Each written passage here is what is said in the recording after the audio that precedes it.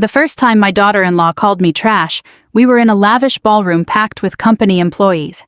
I was still wearing my housekeeping uniform, and Vanessa Carter Perez looked at me with pure disgust. She turned to the crowd and said, "Can someone get this old piece of trash away from the guests?" A tense, nervous laughter rippled through the room. My son, Michael, was standing just a few feet away, but he didn't say a single word. I gripped my cart full of clean towels and quietly swallowed the humiliation. The woman mocking me had absolutely no idea that every single luxury crystal chandelier above her head, every bonus check she bragged about, and every cent funding her designer lifestyle existed because of one single signature. My signature. Before we move on, be honest with me. Have you ever been dismissed or judged by someone who had absolutely no clue who you really were? Drop a comment below to let me know where you're watching from and what time it is for you right now. I truly love reading your stories. If touching family dramas like this resonate with you, please hit that like button and subscribe so we can keep sharing these journeys together. I live in a small brick house on the outskirts of Chicago, in a neighborhood that most of my family behaves as if it no longer exists. The paint on the front porch is peeling, and whenever the wind picks up, the mailbox tilts to the left. Every morning, the kitchen faucet screeches when I turn it on to make coffee. But after Richard passed away, luxury stopped mattering to me. Silence is much easier to bear in a small space than in a massive, empty house. Most mornings, I wake up before sunrise, pull my graying curls into a low bun, and drive my old silver Toyota 15 miles into downtown Chicago. By 6:30 a.m., I am inside the Perez Grand Hotel, wearing a dark blue housekeeping uniform with my name embroidered right above the pocket. Penelope. No last name. That detail is important. Nobody at the hotel knew that Penelope Perez was the woman who quietly signed her name behind the corporate trust, controlling the entire Perez Grand Hotel group.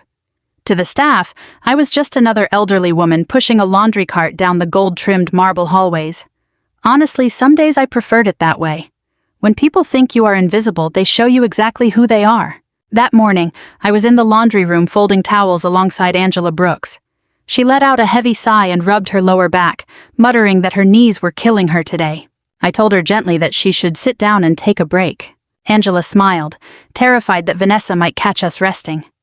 "Oh my goodness, absolutely not," she said. Just hearing my daughter-in-law's name made my chest tighten. Angela had no idea Vanessa was married to my son. No one in housekeeping did. For nearly 3 years, I kept my private life completely hidden from the staff. Angela leaned in closer, lowering her voice to ask if I had heard the rumors. "What rumors?" I asked. "They're talking about layoffs again." A kitchen manager overheard management talking upstairs. "They want to cut the older staff members first, claiming we cost too much in medical insurance." A cold chill ran through me. Richard would never have allowed this to happen. And neither would I. The Perez Grand Hotel Group wasn't built by executives in custom suits. It was built by exhausted people working back-to-back double shifts. People like Angela, people who missed birthdays and anniversaries just to provide clean rooms and fresh coffee for guests. People like me. Looking back to 1981, Richard and I opened our very first motel on the outskirts of San Antonio, using money borrowed from his uncle and every penny I saved working at a diner. I can still remember carrying heavy stained sheets down 2 flights of stairs when I was 7 months pregnant with Michael. Richard used to kiss my forehead and tell me that one day we would build a beautiful business together. But even after we made it, we never forgot what hard work felt like. At least, Richard never did. A loud burst of laughter echoed down the hallway outside the laundry room. A few seconds later, Vanessa walked in wearing a cream-colored designer trench coat that probably cost more than my car. 2 assistants followed closely behind her, holding tablets and coffee cups. The entire room grew instantly tense. Vanessa looked around with obvious discomfort, as if the very scent of laundry detergent offended her. She complained about how hot it was in there. Nobody answered. Angela straightened up beside me and said, "Good morning, Mrs. Carter Perez." Vanessa barely acknowledged her. Then her gaze landed on me. That familiar expression surfaced immediately. Disgust, mixed with embarrassment. She hated seeing me here, not because she cared about me, but because my presence ruined the high society image she wanted people to see. "My goodness," she muttered under her breath, "you're still working here." I smiled politely and replied, "Good morning, Vanessa. One of her assistants looked confused, probably wondering why a housekeeper was speaking so casually to a top executive. Vanessa crossed her arms. "You missed a stain on the carpet in the third-floor hallway yesterday." "I'll go back and check it," I said. "You should have checked it properly the first time." Her voice wasn't loud, but it was sharp enough to make everyone in the room uncomfortable. Angela stepped forward cautiously. "Actually, that stain happened later when a guest spilled wine." "I wasn't speaking to you," Vanessa snapped, cutting her off. Angela immediately lowered her eyes. Something burned inside of me. It wasn't anger yet, but disappointment. A deep, exhausting disappointment. Because I remembered 6 years ago when Michael first introduced Vanessa to me. Back then she seemed so nervous and sweet. She talked about growing up in Texas, how her parents struggled to pay the bills. She even cried at dinner, telling me how much she wanted a loving family. I believed her. Perhaps that was my mistake. Vanessa looked me up and down one more time before turning to her assistant.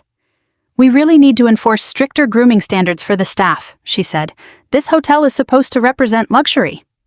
Her eyes drifted pointedly toward my worn-out shoes. The assistants let out awkward, quiet chuckles. I kept my face completely calm. Years ago, comments like that would have broken me. But time teaches a woman an important lesson.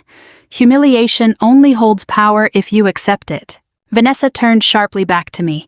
"And Penelope, please use only the service elevator from now on. Guests have been complaining." That line stung. Not because of the words themselves, but because she said them in front of everyone. I simply nodded and said, "Of course." Satisfied, Vanessa turned and walked away, her high heels clicking sharply against the tile floor. After she disappeared, the room fell silent for a few seconds. Angela finally whispered, "I am so sorry." "For what?" I asked. "She is so awful to you." I gave her a tiny smile. Some people spend their entire lives just trying to make themselves feel important. Angela studied me closely. Then she said, "You know, you don't carry yourself like a regular housekeeper." I almost laughed out loud, if only she knew. During my lunch break that afternoon, I sat alone in the employee courtyard with a paper cup of soup while snow fell gently over the city streets. I used to eat lunch in executive dining rooms alongside investors and politicians. Now I sat on a metal bench surrounded by cleaners and kitchen staff. Ironically, these people felt much more real than the wealthy circles Vanessa desperately chased. My phone vibrated. It was Michael. For a brief second, my heart lifted. I answered immediately, saying, "Hello, sweetheart."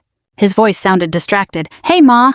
It was Ma, not Mother. He only called me Ma when Vanessa wasn't around. "Are you coming over for dinner this Friday?" he asked. "I didn't even know I was invited," I replied. There was a pause. Then he said softly, "Vanessa wants to entertain some business friends. It would mean a lot if you could make it." I looked down at the steam rising from my soup. Once upon a time, whenever I visited him, Michael would beg me to stay just a little longer.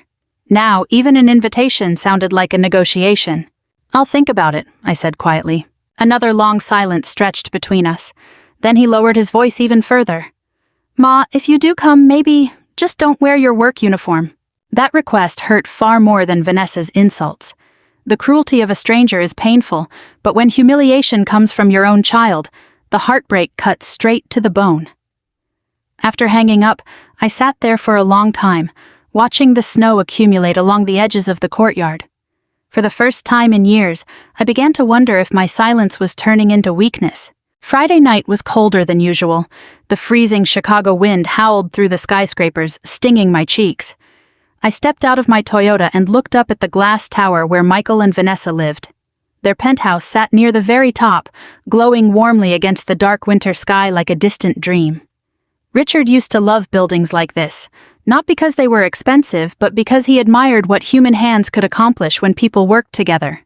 I wrapped my coat tightly around myself and walked into the lobby, carrying a small peach pie I had baked that afternoon.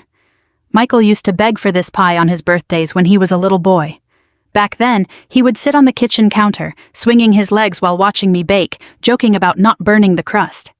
Those memories felt painfully distant now. The elevator ride to the penthouse was quiet, filled only with soft piano music playing from hidden speakers. When the doors opened, I could already hear bursts of laughter coming from inside the apartment. A young waitress dressed in black greeted me stiffly at the door. "You must be Penelope." "Not Mrs. Perez, just Penelope?"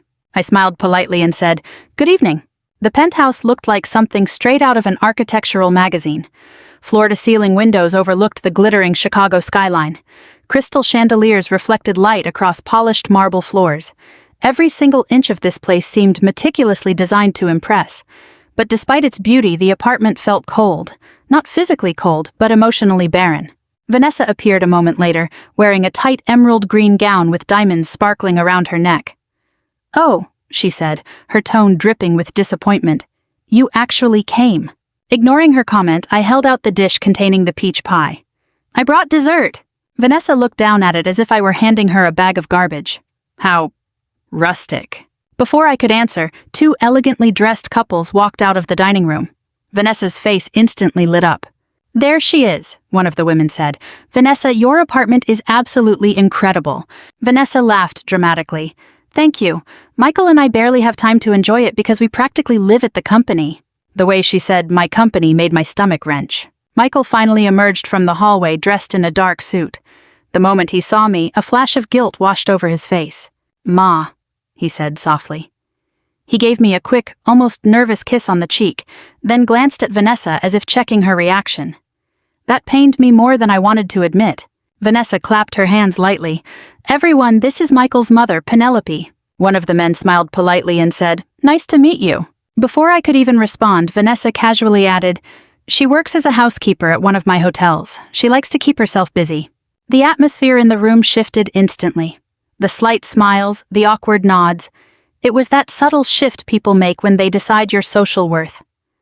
I had seen that look many times before, but hearing it triggered by my own daughter-in-law felt entirely different. One of the women tilted her head sympathetically. "Oh, that's truly admirable." Admirable. What a cruel word when spoken with pity. But I kept my smile in place anyway. Dinner began shortly after. The dining table alone probably cost more than Richard and I made in our first 2 years of marriage. Vanessa sat at the head of the table next to Michael, looking like a queen entertaining donors. The conversation quickly turned to business. "Our luxury division is outperforming expectations," Vanessa announced proudly, sipping her wine. "Honestly, the brand elevation has been transformative." Michael nodded tiredly. Vanessa drove most of the strategy. "Oh, I basically run the company now," she joked. Everyone laughed. I watched my son carefully. Once upon a time, Michael hated arrogance. As a little boy, if another kid forgot their lunch, he would split his own meal in half. Richard loved that softness in him. But somewhere along the way, my son learned that silence was easier than confrontation. Vanessa suddenly turned to me. "You know, Penelope, we are looking into modernizing staff standards across all properties." I calmly wiped my mouth with a napkin and asked what kind of standards. "Grooming, energy, efficiency," she said with a faint smile. "High-end clients don't want to see exhausted employees dragging carts around." Michael shifted uncomfortably. I looked directly at Vanessa and said, "It is those exact exhausted employees who built the reputation your clients enjoy." Vanessa laughed softly. "Oh, absolutely, but times change." One of the businessmen raised his glass. "That's why young leadership is so vital." Vanessa practically beamed at the compliment. I suddenly remembered another dinner from decades ago. Richard and I were eating takeout Chinese food in our first tiny motel office, while baby Michael slept in a laundry basket next to us because we couldn't afford a crib yet. Richard looked at the financial reports, sighed, and asked me to promise him one thing. "What's that?" I asked. "Let's never become the kind of people who forget where they came from." At the time, I thought that promise would be easy to keep. Now, looking at my son, I wasn't so sure. Vanessa's voice snapped me back to reality. "Honestly," she continued, "sometimes I think sentimentality is what ruins businesses. You have to be willing to cut away the dead weight." Dead weight. There it was again. I noticed Michael staring down at his plate. "Some employees," Vanessa said carelessly, "stay far too long simply because people feel guilty." The message was clear. She wasn't just talking about the workers, she was talking about me. A lady at the table leaned toward Vanessa. "How do you handle difficult staff?" Vanessa smirked slightly before replying, "You remind them that everyone is replaceable." At that moment, something inside me quietly snapped. Not because she insulted me, but because if Richard heard those words associated with our family name, it would have broken his heart. I set my fork down carefully and said quietly, "Did you know that when Richard and I opened our first motel, we cleaned every single room ourselves?" The table grew quiet. Vanessa smiled politely. The kind of smile people use to indulge an old story they don't care about. I kept going anyway. One winter, during a blizzard, our heating system failed. Richard stayed up for 36 hours straight, helping guests move portable heaters from room to room so no one would freeze. Michael looked up at me then. I could tell the memory touched him too. He used to say, I added, that businesses don't survive because of money. They survive because the workers believe they are valued. Vanessa took a sip of her wine. That's a beautiful sentiment, she replied, but modern corporations require more decisive choices. I locked eyes with her. And compassion is weakness? Vanessa smiled again. No, she said smoothly. Compassion is just too expensive. Silence fell over the table. Michael finally spoke up, saying, Vanessa? But she brushed him off, claiming she was just being realistic. I stared at her for several seconds, and suddenly, one thing became entirely obvious. Vanessa truly believed this company now belonged to her world. The designer dresses, the investors, the luxury image. She had absolutely no idea that the woman she was mocking at dinner still controlled everything beneath her feet. When it came time for dessert, Vanessa didn't even serve the peach pie I brought. I noticed it left untouched right next to the kitchen trash can. Strangely, that was what hurt the most. Later that night, when I left the penthouse, the snow had started falling again. Michael walked me down to the lobby alone. For a moment, neither of us spoke. Then, in a voice heavy with shame, he whispered, You know how Vanessa is. I looked at my son, the boy I used to hold when he had a fever, the man I now barely recognized. Yes, I replied softly. I think I finally do.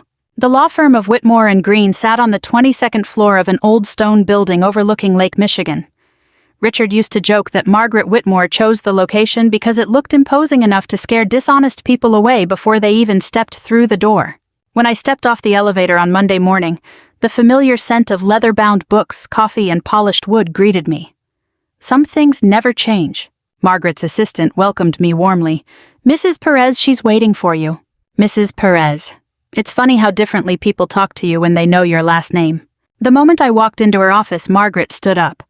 At 72, she was still as sharp as shattered glass. Her silver hair framed her face perfectly, and her dark blue suit looked flawlessly pressed, just like always. But the moment she saw me, her expression softened. You look exhausted, Penelope. I smiled faintly. Is it that obvious? Yes, she said. I sat across from her desk, slowly placing my gloves on my lap. For a few minutes, neither of us spoke. Margaret had handled Richard's legal affairs for nearly 30 years. She knew every version of me, the ambitious young woman building a motel empire alongside her husband, the grief-stricken widow after Richard's funeral, and now this quieter version of me hiding inside a housekeeping uniform. Finally, she pushed a thick folder across the desk. I wish I called you in for something more pleasant. My stomach tightened. I carefully opened the folder. Layoff projections, medical cost reductions, staff restructuring proposals. At the top of several pages was Vanessa's electronic approval signature. I read silently, a cold anger spreading through my chest. They want to lay off 43 employees? I asked calmly. Margaret nodded. Mostly people over 55, she added. Housekeeping, laundry, kitchen, maintenance staff. I turned the page.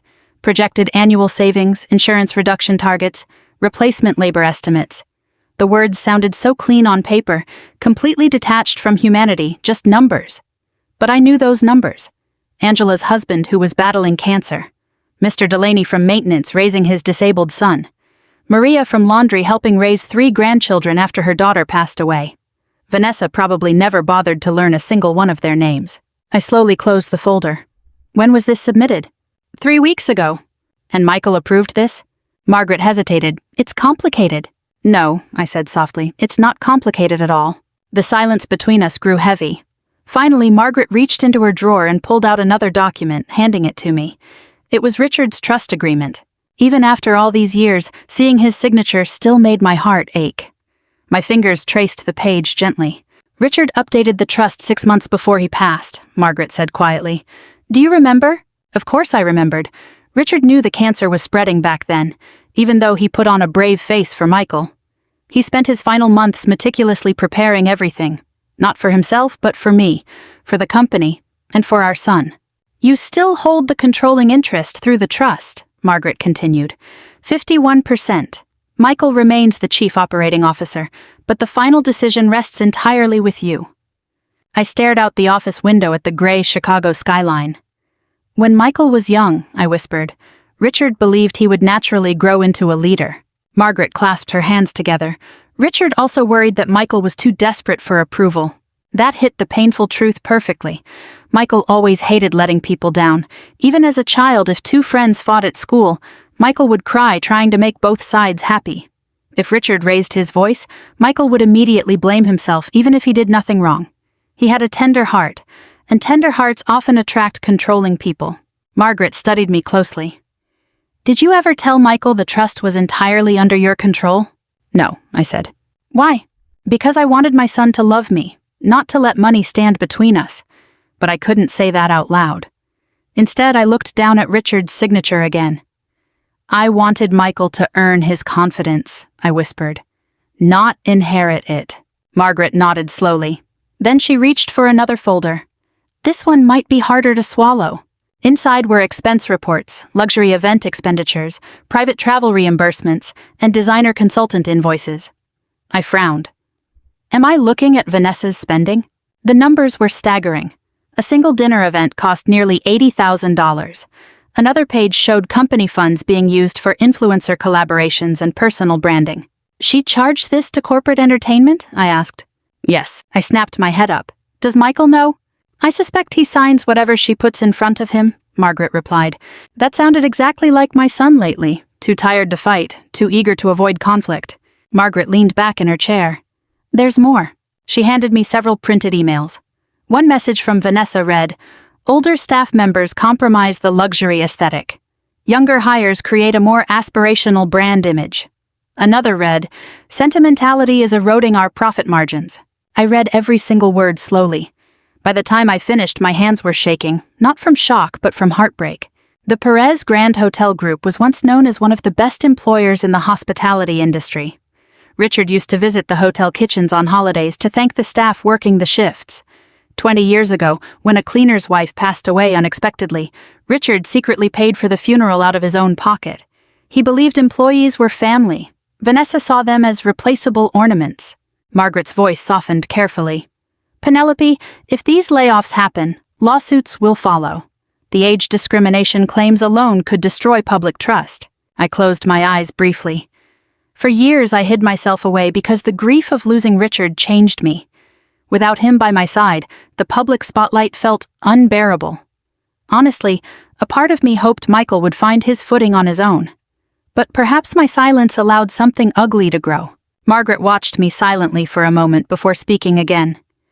Richard told me something once, right after Michael got married. I looked up. He said, Vanessa mistakes appearance for value. A painful pang tightened in my chest. Richard saw it even back then. He also said, Margaret added deliberately, if Penelope disappears entirely from the company, there will be no one left to protect its soul. That line nearly broke me, because I suddenly realized something terrible. I hadn't just given up power. I had abandoned my responsibility. This company wasn't just ours anymore. Thousands of families depended on it. Margaret finally asked the question that had been hanging between us all morning. What do you want to do? I stared at the snowy skyline outside. For a long time I said nothing. Then I asked calmly, when is the anniversary gala? 3 weeks from now, Margaret replied. I nodded slowly. Every year, the Perez Grand Hotel Group hosted a massive gala to celebrate the company's founding.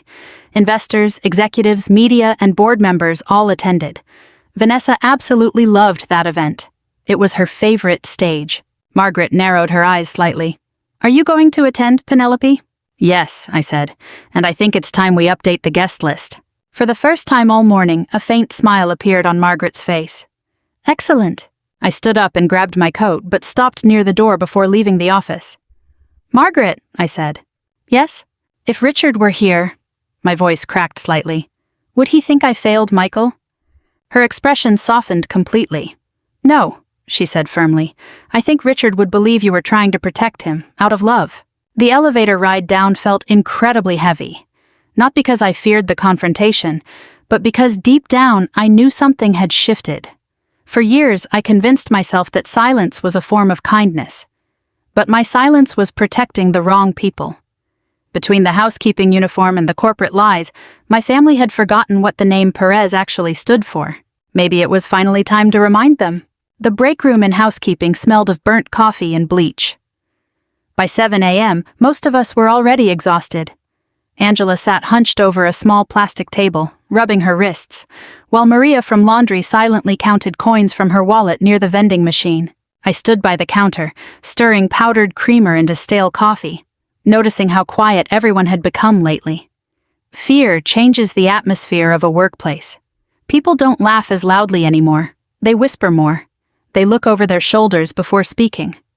Over the past week, anxiety had spread through the hotel faster than a winter flu. Angela finally broke the silence.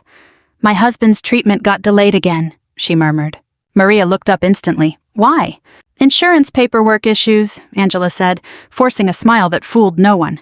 "The hospital said we need approval first." I sat down next to her slowly. "How is he feeling?" "Tired," her voice trembled slightly. "Sometimes he can barely stand up." Angela had been with the Perez Grand Hotel Group for 22 years. 22 years. That was long enough to watch entire management teams come and go, long enough to miss countless holidays, school plays, and anniversaries. And now she sat there, terrified that a single corporate decision could completely erase her medical coverage. It made me sick. Before I could respond, the break room door slammed open against the wall. Vanessa walked in holding a tablet and an iced coffee, two nervous HR managers trailing closely behind her. The room fell instantly silent. Vanessa looked around with obvious impatience. "Why is everyone sitting?" she asked sharply. Despite the pain evident on her face, Angela stood up immediately, saying softly that we were on break. Vanessa checked her watch dramatically. "Well, break time is over." No one argued. No one ever argued. That was the part I hated most. Fear teaches good people how to shrink themselves. Vanessa's gaze landed on me next. She frowned slightly, almost annoyed by my very presence. "You," she said, pointing toward a cart in the hallway. "There's dust on the crown molding in the ballroom." "I'll take care of it," I said. "You should have taken care of it already." Her tone carried that familiar bitterness she used whenever she had an audience. One of the HR managers shifted uncomfortably beside her. Vanessa turned back to the room. "Meeting room downstairs in 10 minutes, mandatory staff meeting." Then she swept out of the room. The second the door closed, Angela let out a shaky breath. Maria muttered under her breath that the woman terrified her. I stared at my coffee in silence. No, Vanessa didn't terrify me anymore. She disappointed me. There is a difference. 10 minutes later, nearly 40 employees packed into a drab basement conference room. Housekeeping staff lined the back wall, while kitchen workers and maintenance crew filled the chairs. Hardly anyone spoke. Vanessa stood confidently near the projector screen, wearing a tailored white suit that made her look more like a politician than a hotel executive. Michael and our CFO, Marcus Hill, stood off to the side. My son looked completely drained. Dark circles shadowed his eyes, and his shoulders slumped beneath his expensive blazer. He barely glanced at the staff filtering into the room. Once everyone settled in, Vanessa smiled brilliantly. "Thank you all for coming," she began smoothly. "As you know, the Perez Grand Hotel Group is entering a new era. Corporate language is always the most dangerous." She clicked the presentation remote, and a chart appeared on the screen. "The luxury hospitality market is evolving," Vanessa continued. "To remain competitive, we must streamline operations and maximize efficiency." I noticed several employees exchanging anxious glances. Vanessa kept talking. "Unfortunately, this means making difficult adjustments." "Here it comes." Angela lowered her eyes instantly. Maria tightly clasped her hands together. Vanessa paced slowly in front of the screen like a motivational speaker. "Certain positions within the company no longer align with our long-term brand vision. Not people, positions. That is how executives detach themselves from guilt." Michael finally spoke up quietly, saying, "Vanessa," but her voice sailed right over him. "We need vibrancy, adaptability, presentation," she said with a smile. "Frankly, some departments are carrying dead weight." The room froze.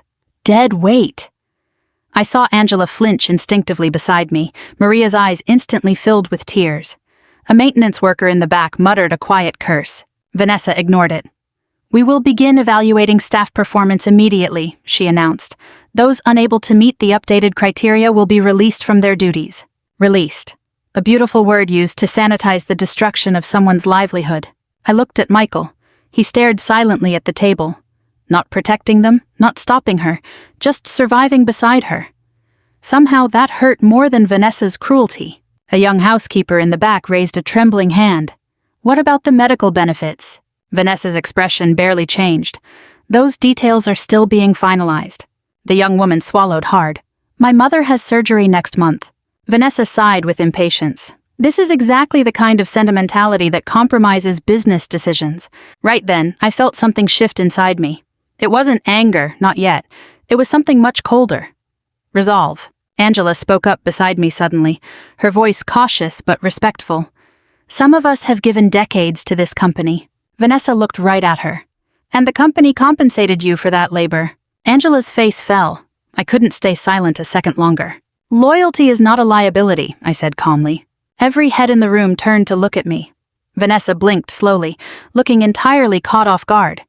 Excuse me? She asked. I stood up straighter. It's the people who built this company, I continued, not some brand campaign. Vanessa let out a short, scoffing laugh.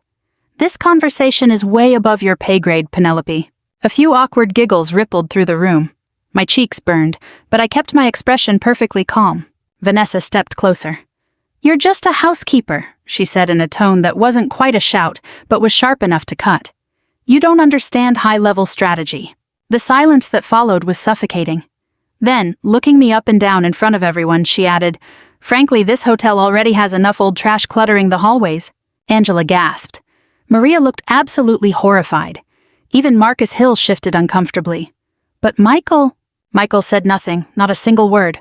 I looked at my son for several agonizing seconds, silently begging him, please, just this once, say something.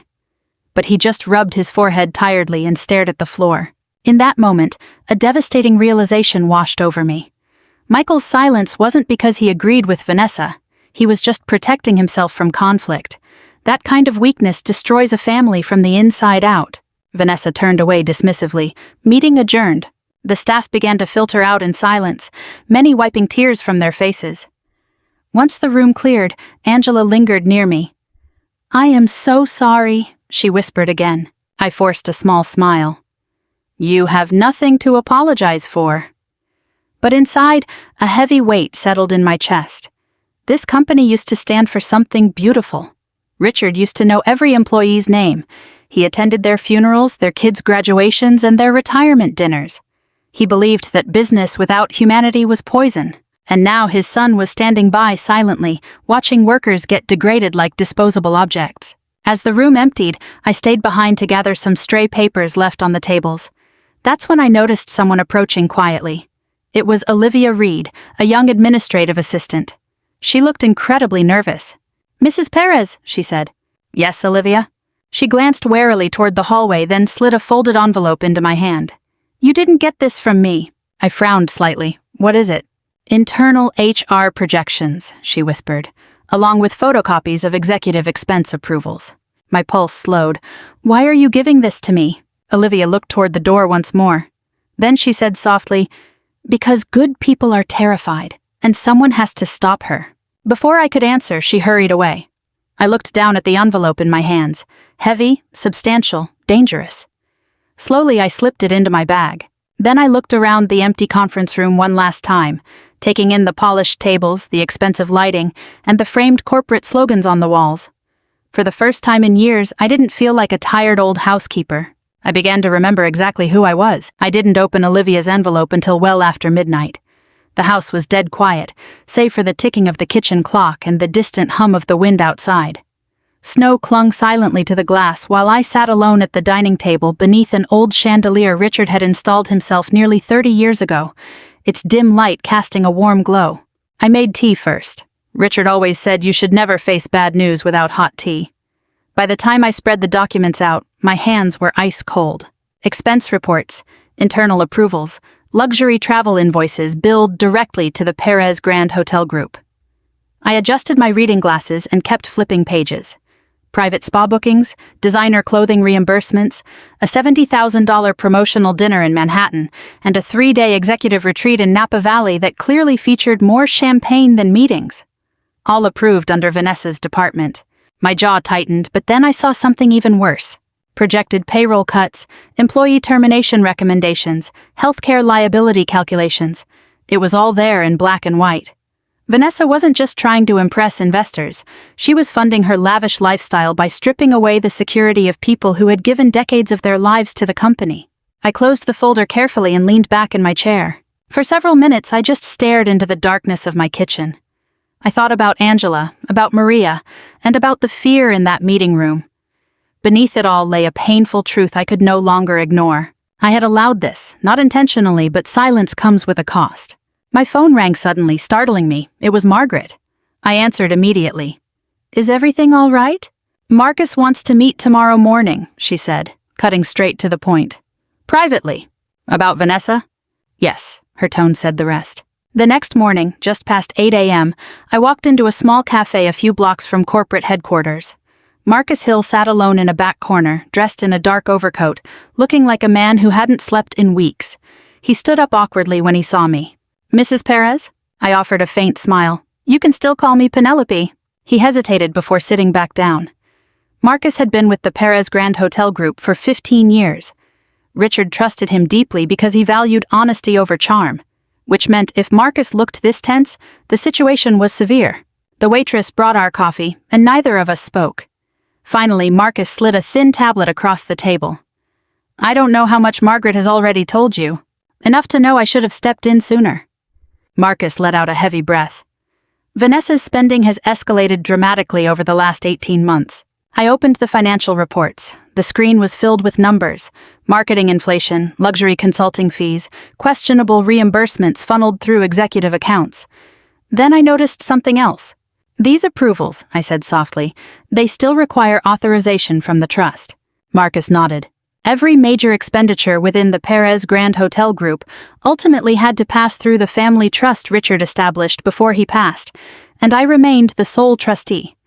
The structure existed precisely to protect the company from reckless leadership, which meant one thing. Vanessa had never bothered to learn how the company actually functioned. She only cared about the surface. "She assumes Michael controls everything," Marcus said cautiously. "And Michael?" Marcus gave me a weary look.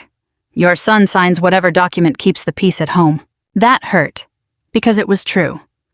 When Michael first graduated from business school and worked alongside Richard, he questioned everything. He was analytical, curious, and compassionate. Now he just looked perpetually tired and somehow small. Marcus lowered his voice. "She's pushing for aggressive layoffs before the anniversary gala." "How soon?" "The moment the gala ends." I stared at him. Of course. Vanessa wanted to enjoy the applause first, then cut the workers. To her, public image mattered more than people's lives. Marcus rubbed his forehead tiredly. "I tried warning Michael privately." "What did he say?" "He said Vanessa is under pressure from investors." I almost laughed. Investors, the convenient, invisible enemy executives always blame when they want to excuse their own cruelty. Richard used to say something very different. When money is on the line, leadership exposes a person's character faster than anything else. Marcus watched me closely. "Can I ask you something honestly?" "Of course." "Why did you hide for so long?" The question hung heavy between us. I looked down at my coffee. "Because after Richard died, I didn't recognize myself. Grief hollowed me out so completely that I couldn't face boardrooms, interviews, or gala speeches anymore. Watching Michael build his own future felt healthier than clinging to control, and maybe I hoped my son would remember who he was without me forcing it. But I just said, I thought stepping back would help Michael grow. Marcus nodded slowly. Then he replied softly, "Sometimes good people mistake absence for trust." Those words echoed in my mind long after the meeting ended. By late afternoon, I returned to the hotel through the employee entrance, slipping back into my uniform. It's strange how quickly people change depending on your clothes. In executive meetings, people listen intently. In the housekeeping hallways, they barely look at you. I approached Angela as she was vacuuming near the West Ballroom. "Are you doing all right?" I asked gently. She forced a small smile. "Just a bit tired." But her eyes were rimmed with red. I touched her arm gently. "What's wrong, Angela?" She swallowed hard before replying. "My husband's doctor called this morning." Her voice trembled. "The treatment is working, but we absolutely cannot lose our insurance right now." My heart broke. She looked so ashamed saying it, as if struggling to survive was something to be embarrassed about. I wanted so badly to tell her everything right then. To tell her the layoffs weren't happening. That the company still belonged to someone who remembered her worth. That she wasn't disposable. But I couldn't, not yet. Instead, I squeezed her hand gently. "You've given your youth to this company," I told her. "Don't ever forget your value." Angela smiled sadly. "People like us are easily replaced, Penelope." No, that was the lie Vanessa instilled in everyone. Because people in power maintain their control by convincing the workers at the bottom that they don't matter. A burst of loud laughter echoed down the corridor. It was Vanessa. A moment later, she appeared alongside Michael and two event coordinators, discussing preparations for the anniversary gala. "The floral arrangements need to feel more elevated," Vanessa said sharply. "I want the entire evening to exude luxury." Then she saw me. Her expression shifted instantly. Annoyance, embarrassment, disgust. "Why is this cart still here?" she demanded. I looked at the cart calmly. "I'm restocking linens for the banquet hall." Vanessa sighed dramatically. "Can we please avoid having housekeeping staff wandering through executive areas during gala prep?" Michael glanced at me briefly. For half a second, guilt flashed across his face again, but he quickly averted his eyes. Vanessa kept talking as if I weren't even standing there. "This event brings in investors from New York and LA. Presentation is everything." Something deep inside me finally hardened completely. It wasn't anger anymore, it was clarity. Because I suddenly understood an important truth. Vanessa honestly believed that luxury made her powerful. But real power is much quieter than that. Real power is signing the checks. Real power is protecting others. Real power doesn't need to beg for attention to exist. Vanessa turned back to me impatiently. "Well, move the cart along." I met her gaze calmly, refusing to look down for the first time in my life. The gesture made her hesitate just for a split second, just enough for me to notice. "Good." Because in 3 weeks, at the anniversary gala, on the very night she was obsessively preparing to be crowned queen, the entire world beneath her designer heels was about to shift. And this time I wasn't going to stay silent. I used to think cruel people were just born that way. Time teaches you that it isn't always true. Sometimes cruelty grows slowly inside those who spend their entire lives terrified of appearing small, and Vanessa Carter Perez had spent most of her life living in that exact fear. I had learned this years ago, long before she and Michael married. Back then, her smile was still genuine. Back then, her laughter didn't sound rehearsed, and when she looked at my son, she saw security, not status. The first time she came to my house years ago, she cried while helping me wash dishes. "I know it sounds silly," she admitted quietly, "but I've never had a family dinner that felt this peaceful." I remember listening to her as I slowly dried a plate. Her father drank heavily, her mother worked 2 jobs, and debt collectors called the house constantly. Vanessa told me she spent her entire high school years pretending she wasn't poor. "I used to hide the shoes I bought at thrift stores in my locker," she confessed with an embarrassed laugh. "I'd change into them before class because kids were so mean back then." My heart broke for her at the time. Now I understood that during those years, something else broke inside Vanessa too. Poverty ashamed her so deeply that her entire adult identity was built on escaping it. And somewhere along the way, she stopped seeing ordinary people as human beings. She started seeing them as reminders of the life she ran from. 3 days after meeting with Marcus, I arrived at the hotel earlier than usual. A blizzard the night before had left half the city frozen, and exhausted employees streamed through the lobby with wet boots and coffee cups. Meanwhile, Vanessa stood near the reception desk, directing a camera crew. No, she snapped. "These flowers need to look effortless, not cheap." A stylist rushed forward nervously to adjust the display. I quietly pushed my housekeeping cart toward the elevator, hoping to avoid attention. Naturally, Vanessa spotted me immediately. She narrowed her eyes. "Why is a cleaning cart visible during a media prep session?" A cameraman glanced over at me awkwardly. I kept my tone calm. "The guests still need clean rooms, Vanessa." Vanessa rolled her eyes dramatically. "Why must everything always be such a chore around here?" Michael stood nearby, reviewing documents on a tablet. He looked distracted again, tired, detached. I wondered if he even recognized himself anymore. Vanessa turned back to the photographers, smiling brilliantly as if nothing unpleasant had just occurred. "All right, let's continue." Whenever money or cameras appeared, her voice shifted instantly.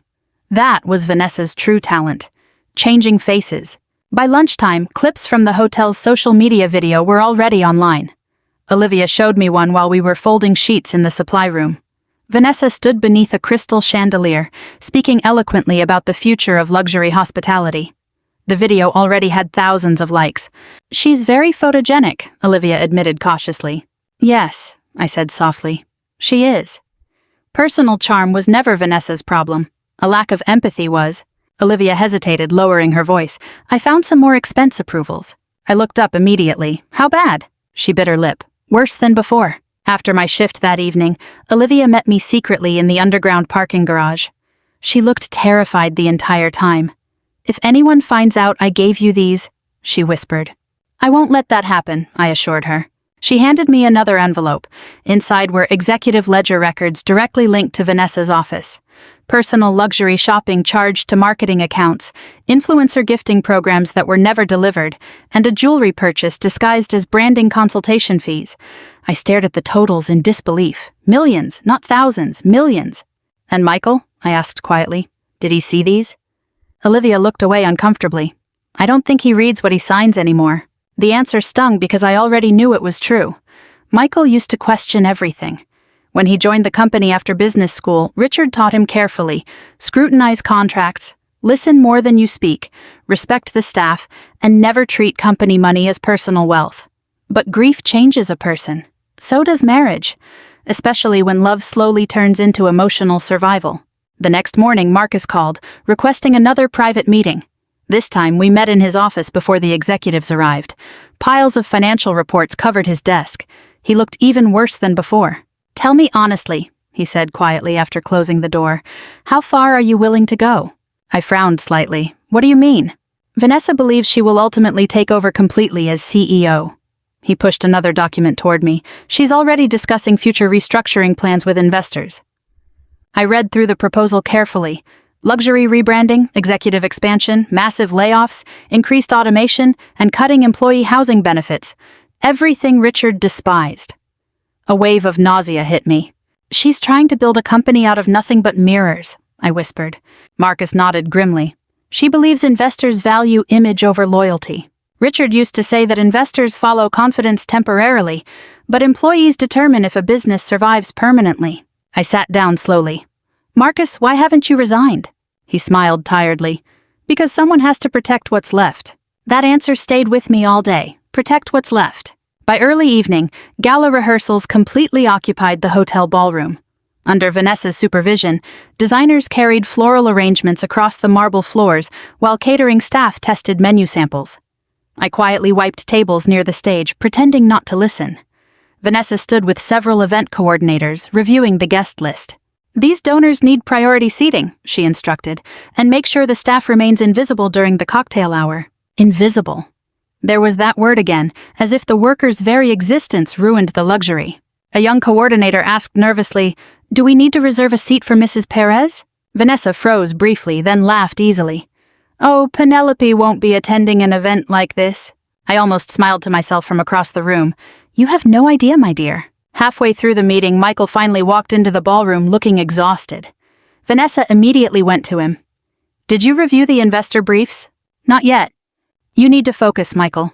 Her tone turned sharp. "This gala is important." Michael rubbed his forehead. "I know, no distractions this time." Her gaze darted toward me quickly. I saw the message clearly. I was the distraction, not the fraud, not the cruelty, not the financial abuse. Me. Michael noticed too. Our eyes met for a painful second across the ballroom, and I saw shame there. Real shame. But he just looked away. Shame changes nothing without courage. Late that night, I went home with another stack of documents. The house felt colder than usual. I stood in the kitchen, staring at an old photograph hanging next to the refrigerator. It was Richard and me at our first motel opening. We looked tired, poor, and incredibly happy. I touched the edge of the frame gently. "You were right," I whispered to him. Richard had warned me that if power intervened, unresolved insecurity would eventually turn into cruelty. I thought love could heal anyone back then. I know better now. Love can guide people, but character determines if they are willing to listen. My phone vibrated suddenly. It was Michael. After 3 rings, I answered. "Hello, sweetheart." His voice sounded strained. "Ma, are you busy Friday night?" "What's happening Friday?" "Vanessa is hosting a private investor dinner before the gala." He hesitated. "She wants everyone there." Everyone. What a dangerous word in a family. I leaned against the kitchen counter slowly. Does she want me there? Silence. Too much silence. Finally, Michael answered softly, She wants things to look united. I closed my eyes briefly. Not loved, not welcomed, managed, displayed, controlled, just like everything else in Vanessa's world. But this time, something inside me had changed. While Vanessa spent her days formatting a perfect image, I was quietly gathering the truth hidden beneath it. And truth always outlasts appearances. The night of the gala arrived in a blur of snow and silver light. Downtown Chicago glittered under the winter sky as black limousines lined up one after another at the entrance of the Perez Grand Hotel. Flashes from cameras lit up the air outside the ballroom. Investors, executives, politicians, and socialites walked the red carpet in custom tuxedos and diamonds. Inside, the light from the crystal chandeliers fractured across the polished marble floors, and a string quartet played softly near the grand staircase. Everything looked perfect. Vanessa had ensured it. I stood alone in my bedroom, staring at the dark blue garment bag hanging on the closet door. For nearly 20 minutes, I couldn't bring myself to unzip it because inside was the dress Richard had bought for our 30th anniversary, 15 years ago. It was the last formal event we attended together. I finally opened the bag slowly. Deep emerald silk, elegant and simple. Richard used to say I looked beautiful in green because it made my eyes brighter. My fingers trembled slightly as I touched the fabric. Grief is a strange thing. Years pass, but certain memories remain close enough to break you. For a moment, I almost decided not to go. Maybe Margaret could handle the board announcement without me. Maybe exposing Vanessa publicly would just destroy what little remained of my family.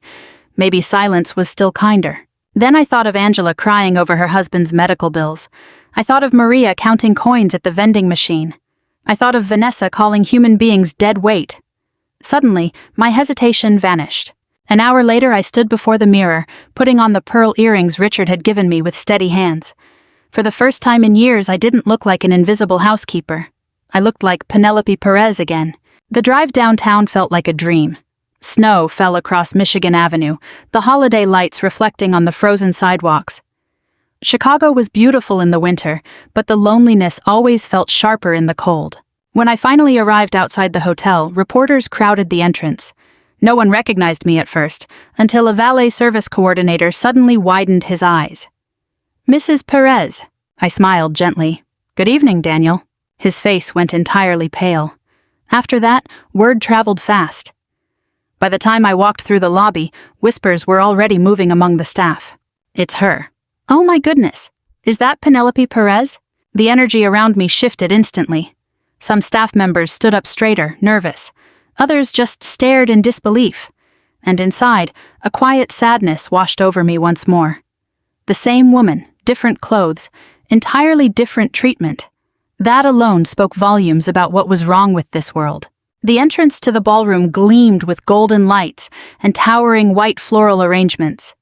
Vanessa stood at the front, greeting investors with practiced grace, while photographers snapped pictures continuously. She looked radiant, confident, untouchable, until she saw me. The change on her face happened in an instant. First confusion, then disbelief, followed by panic. Her smile nearly collapsed. I walked slowly across the marble floor toward her in my heels, matching the rhythm of the soft music. The conversations around us began to quiet down. Vanessa recovered quickly, forcing another smile. Penelope, she said, her voice tight. You came? I was invited, I replied. Not by us, I assume. Michael appeared at her side a moment later. The second he saw me, all the color drained from his face. Ma. His voice was barely a whisper. I saw it immediately. The dress, my posture, my confidence. For the first time in years, my son remembered exactly who I used to be. Vanessa stepped closer quickly, lowering her voice. What are you doing? I met her gaze calmly. Attending the dinner. You could have at least warned us. What an interesting word to use. As if she honestly believed she had the right to stand as an equal in this moment. A photographer stepped forward suddenly. Mrs. Carter Perez, can we get a few more photos near the stage? Vanessa straightened up instantly. The perfect image was restored. Of course, she answered smoothly. Then she turned to me with a smile that didn't reach her eyes. It might be best if you stay in the back tonight. The investors might get confused. There it was again. Even now, even with the silk and the pearls, she still thought I was below her. Michael looked shocked by the comment. "Vanessa," he started, but she ignored him entirely. I just smiled gently. "No," I replied. "I think tonight people deserve a clear view of the truth." My tone made her uneasy. I caught it immediately. Good. The ballroom filled quickly. Hundreds of guests gathered under the glittering crystal chandeliers as servers carrying champagne trays moved through the crowd. I noticed the staff watching me from every corner. When I approached Angela near the ballroom entrance, she nearly dropped her tray. The way her eyes widened was so dramatic I almost laughed. "Penelope?" she whispered as I drew close. I touched her arm gently. "Please don't be alarmed." "You're Mrs. Perez?" I nodded. Poor Angela looked like she might faint. "Oh my goodness." "I'm still just me," I said softly. Her eyes instantly filled with tears. Suddenly, a painful realization hit me. The staff was more emotional seeing me than my own son was. Across the room, Vanessa stood on the stage preparing her opening remarks, the event lights reflecting behind her. She looked flawless, yet terrified, because now she knew something was wrong, very wrong. Marcus approached me near the back wall, holding a glass of champagne. "The board is ready," he whispered, "and Robert arrived 10 minutes ago." I nodded slowly. Robert Sinclair had served on the Perez Grand Hotel board since Richard's early days. Unlike Vanessa, Robert knew exactly who owned this company, and tonight he intended to ensure everyone else did too. Michael suddenly walked across the room toward me, looking deeply shaken. "Ma," he said softly, "what's going on?" I studied my son carefully. Even now, a part of me wanted to protect him. That is the tragedy of being a mother. No matter how deeply your children hurt you, a piece of your heart always wants to shield them from pain. "You'll understand in a moment," I answered gently. Michael looked genuinely frightened now. "Please don't do this in public." That sentence said it all. Not, "Please tell me I'm wrong," or "Please say Vanessa misunderstood." No, his fear was entirely focused on embarrassment. Image. Just like Vanessa. I looked at him sadly. "Your father used to say that truth only becomes dangerous when people hide it for too long." Before Michael could answer, music swelled through the ballroom speakers. The program was starting. Vanessa stepped up to the microphone, smiling radiantly as the room applauded. She looked every bit the future queen of the Perez Grand Hotel Group. Maybe that was the saddest part, because she truly believed the throne belonged to her. The lights dimmed softly. The guests turned toward the stage. Vanessa raised the microphone elegantly, but beneath the glamour, the chandeliers and the champagne, the foundation of her perfect world had already begun to fracture. Vanessa stood at the center of the stage beneath a cascade of crystal lights, smiling as if the entire night belonged to her. And in her mind, it did. The ballroom gleamed with gold and silver decor around her, and hundreds of guests watched intently from candlelit tables. Investors from New York, politicians, and hospitality executives sat in the front rows. Photographers lined the edges of the room, waiting for the perfect shot. Vanessa thrived under the spotlight. "It is my absolute honor to welcome you all tonight," she began smoothly, her voice echoing perfectly through the ballroom speakers. The Perez Grand Hotel Group stands not just for excellence, but for vision, innovation, and transformation. Polite applause rippled through the crowd. I stood near the back wall alongside Angela, who still looked like she might faint every time she glanced at me. Across the room, Michael stood rigidly by the stage stairs. Halfway through the introduction, his face had gone entirely pale. He knew something was wrong, he just didn't know how bad it was. Vanessa continued confidently. "In today's world, luxury hospitality must evolve. We cannot survive by clinging to outdated systems or sentimentality." The statement earned a nod of approval from several investors. I noticed Marcus Hill close his eyes briefly in frustration. Vanessa's smile widened. "The future of our company depends on decisive leadership that is willing to embrace change." There it was again. Change. What a beautiful word when used with integrity, and how dangerous when used to disguise greed. She spent the next 10 minutes speaking about growth projections, rebranding, luxury expansion, and market positioning. Every phrase sounded perfectly polished and rehearsed, but the more she spoke, the sadder I felt. Because Richard built this company around people, and Vanessa was rebuilding it around an appearance. Finally, she raised her champagne glass elegantly. To the future of the Perez Grand Hotel Group. The ballroom erupted into enthusiastic applause. Then Vanessa smiled at the front tables and added effortlessly, "None of this would be possible without the incredible executive team my husband and I have built together." My husband and I saw Michael wince slightly. Even now she put herself first. Vanessa prepared to step back from the microphone, but another voice suddenly resonated through the ballroom. "Actually," Robert Sinclair said, rising calmly from his front row seat, "before we continue, there is one more acknowledgement that must be announced tonight."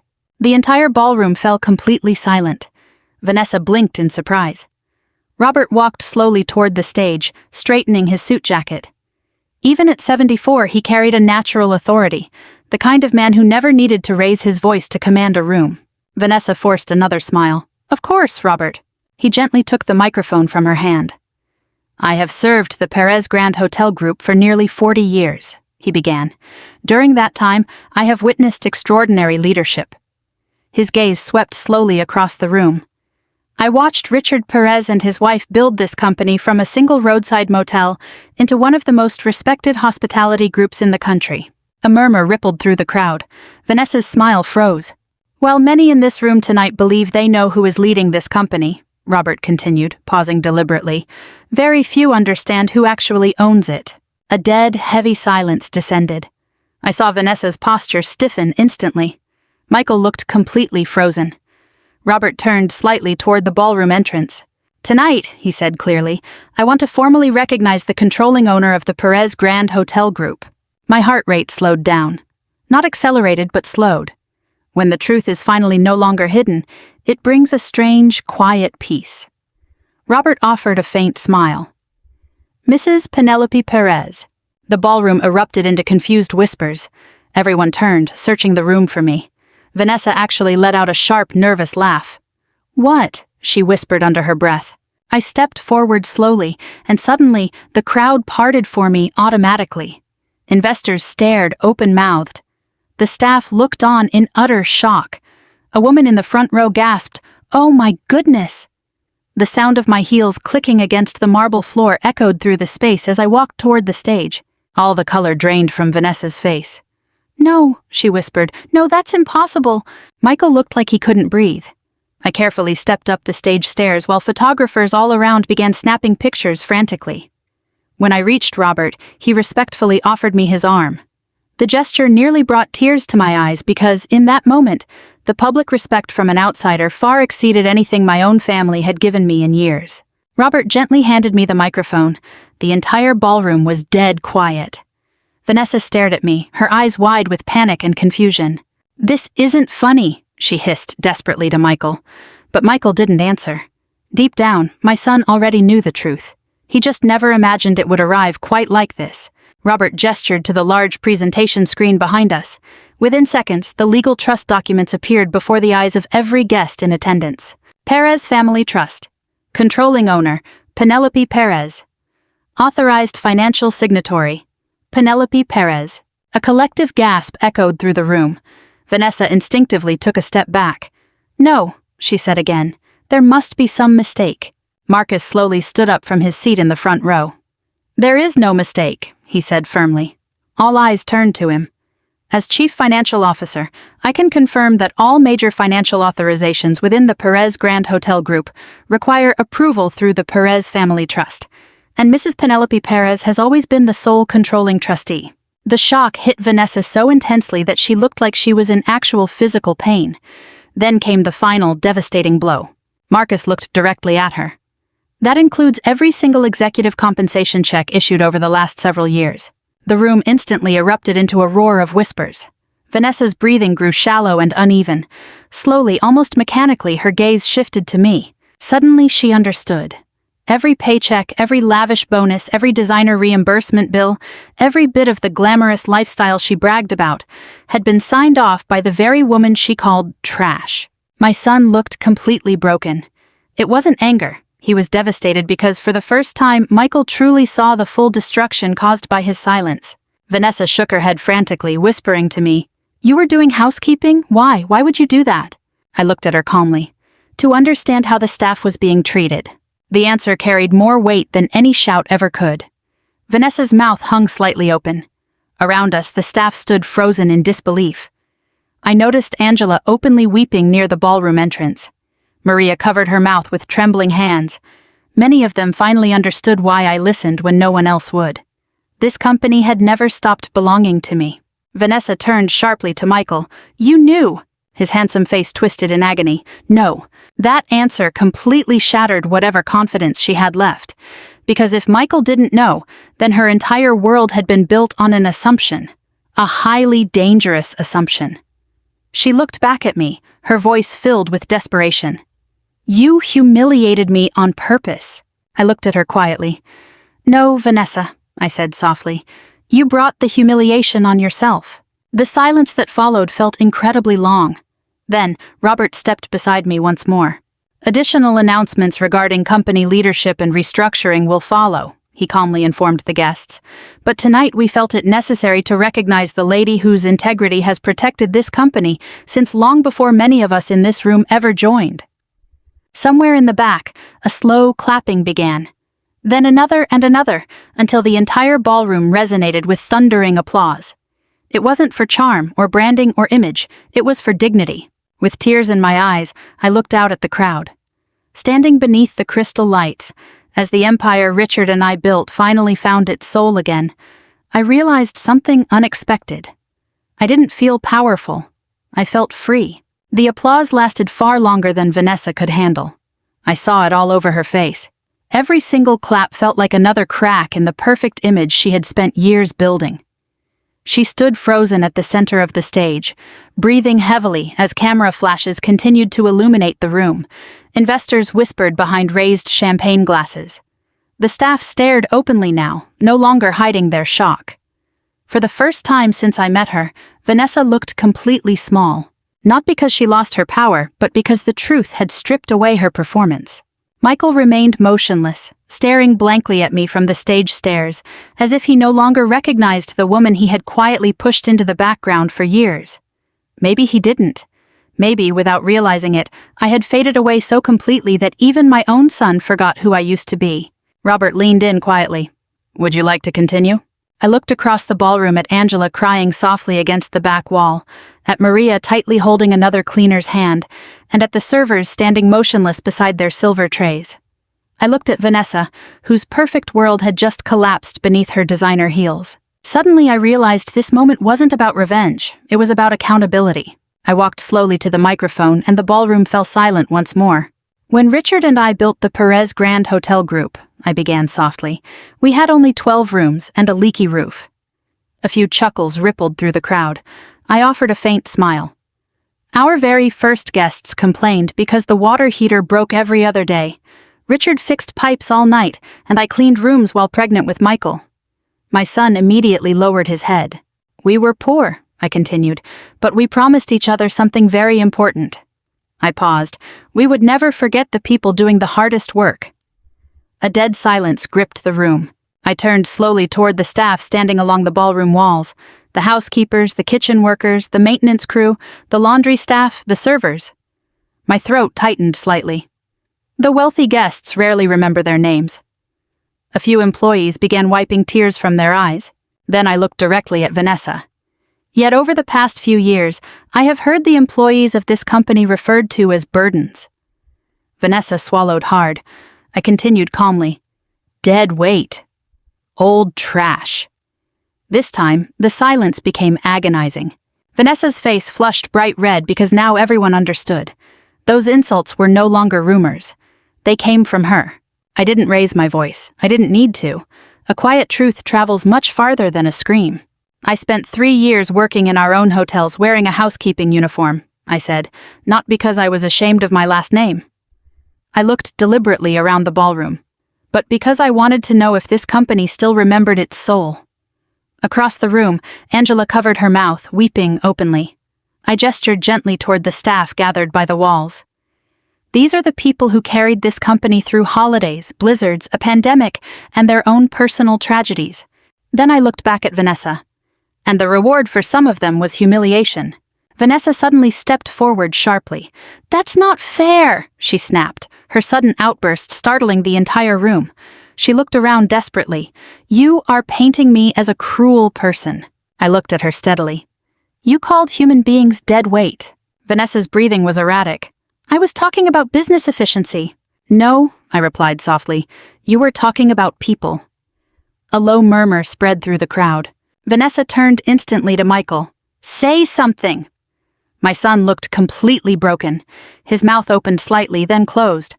What defense was there? The truth was right in front of everyone. Vanessa looked back at me, growing more desperate. "You hid from me and did housekeeping for years. I worked alongside the employees you refused to even look at." "That is manipulation," the accusation echoed loudly.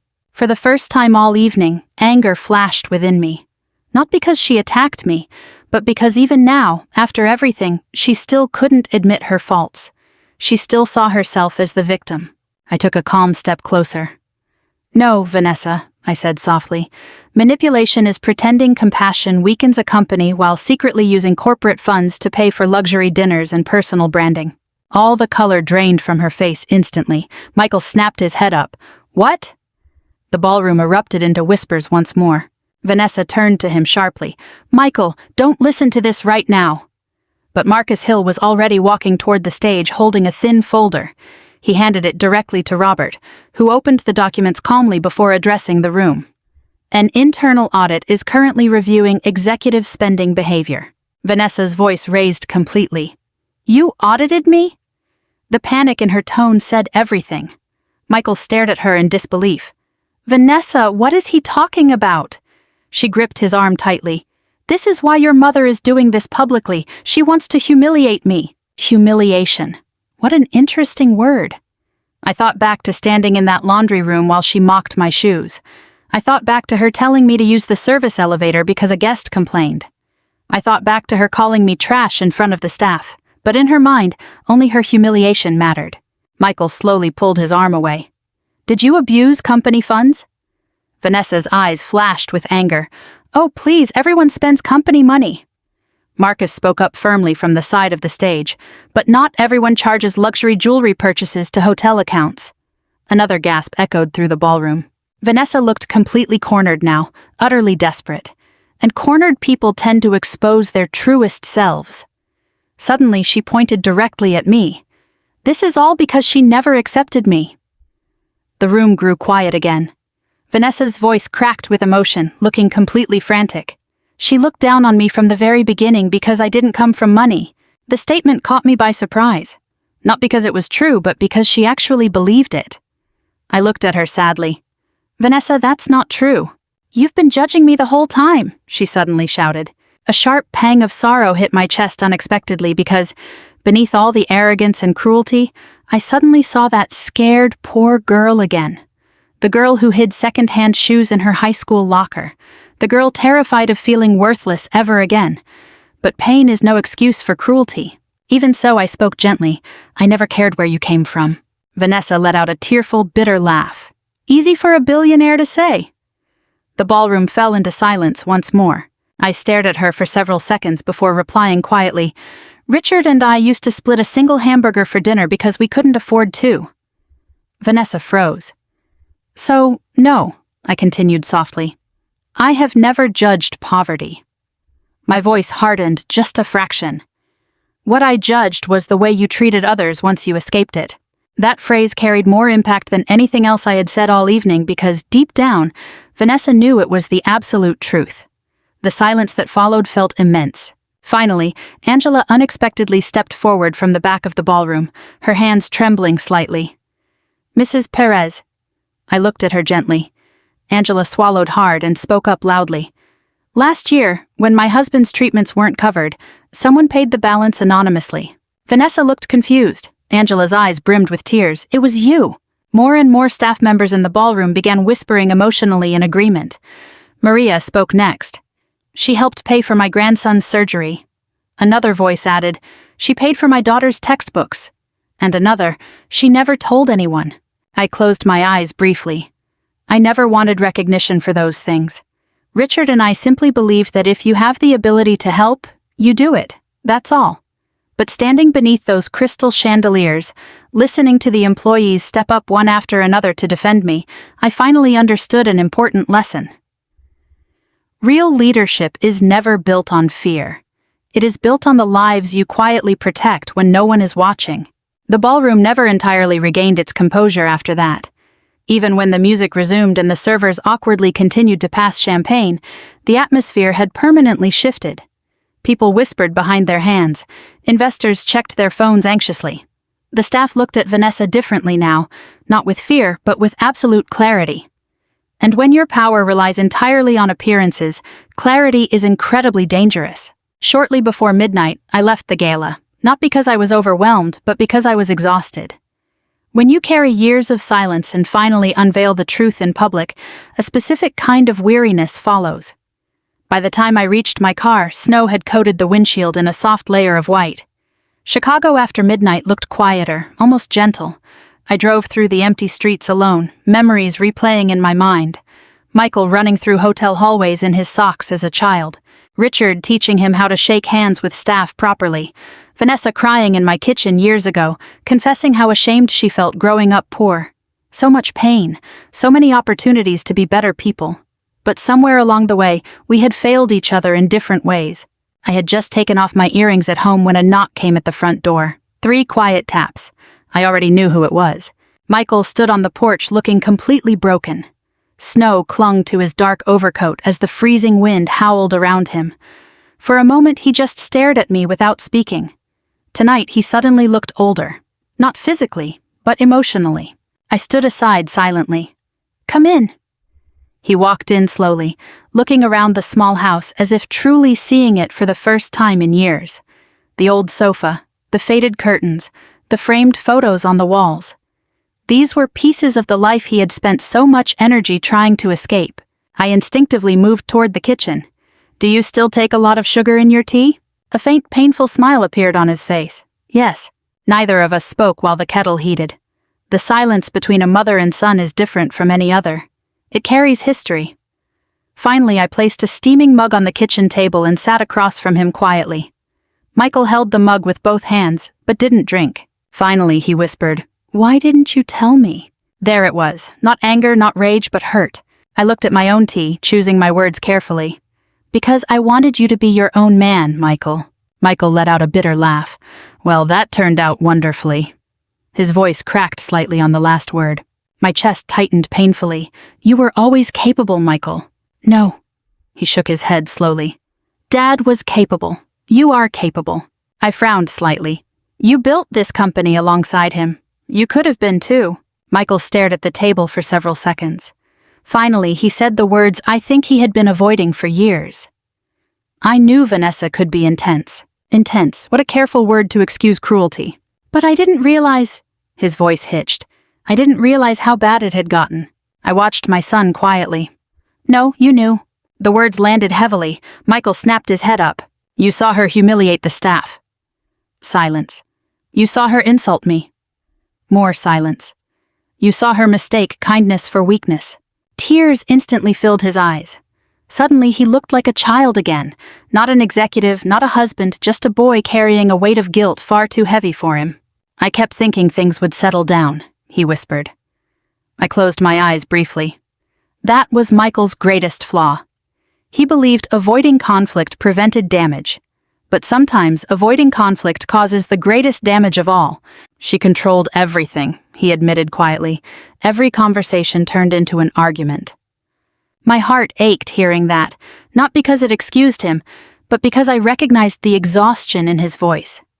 Vanessa hadn't just dominated the boardrooms, she dominated the emotional space. Michael rubbed his face tiredly with both hands. "After Dad died," he swallowed hard, "everything changed." I waited silently. "You disappeared." The statement hit me harder than I expected. Michael looked around the kitchen slowly. "You stopped coming to meetings, stopped calling investors, stopped showing up." I was grieving. So was I.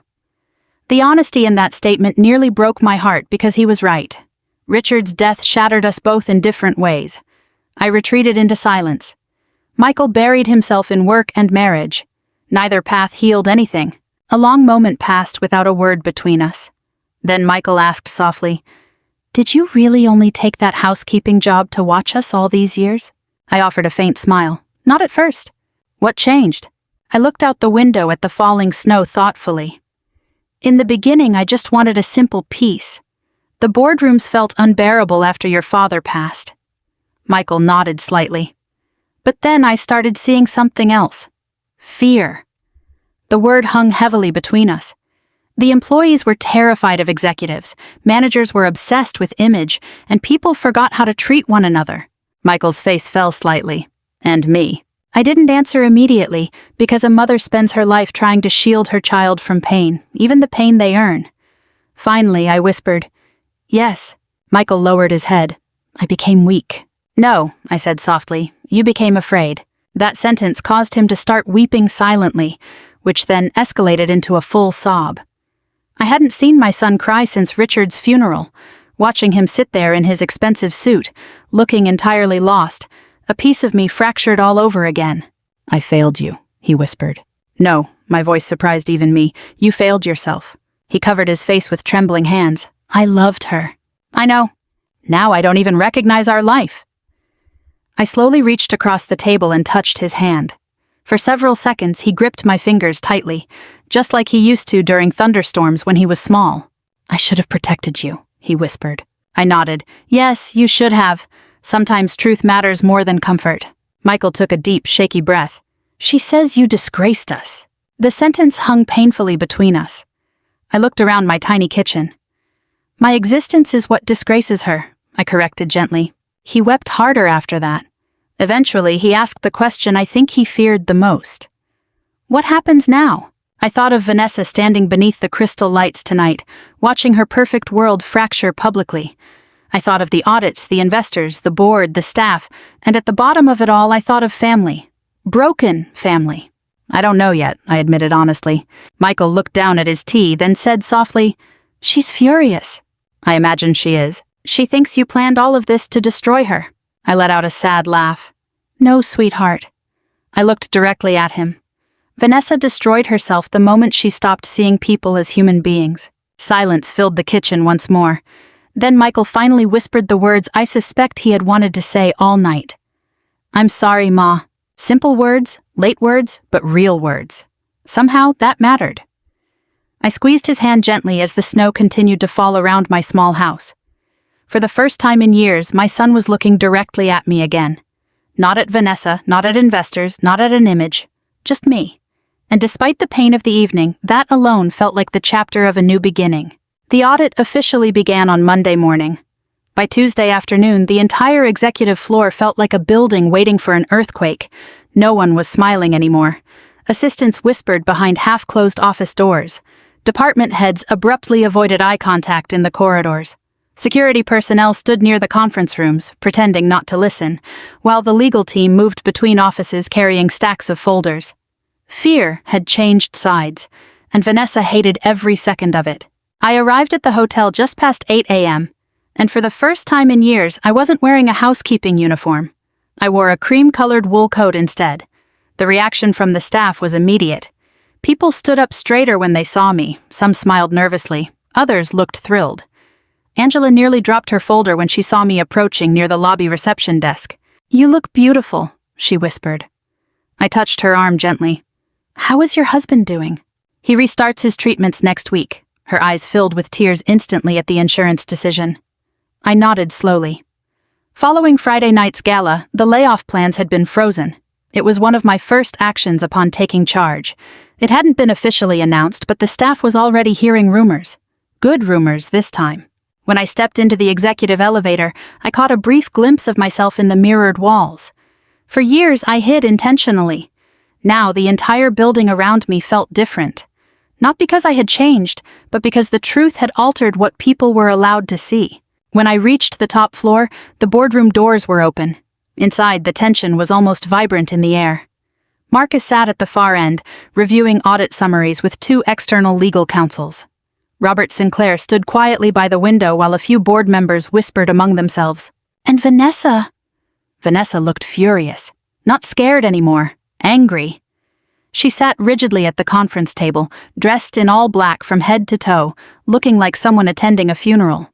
Perhaps she was. Michael stood near the coffee station, looking exhausted beyond words. The moment he saw me enter, his expression softened slightly. Vanessa noticed immediately, and her jaw tightened. Robert cleared his throat gently. "Shall we begin?" No one answered.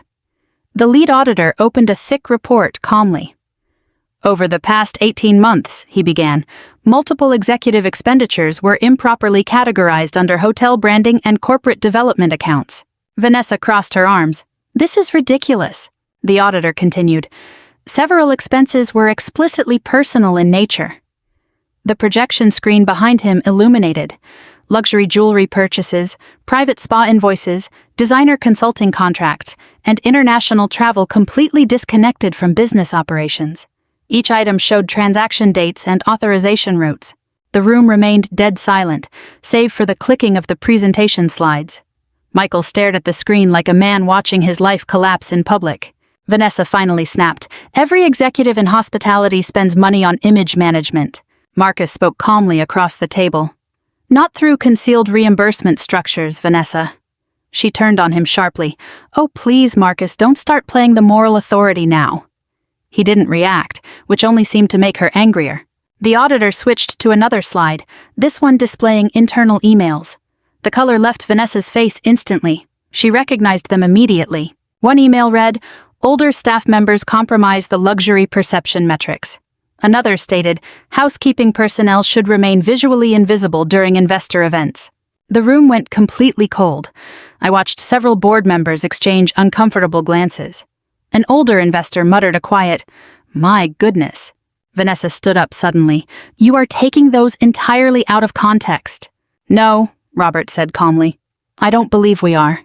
Her breathing grew heavy. For the first time since I met her, Vanessa looked truly trapped. And beneath the anger, I finally saw something else clearly. Fear.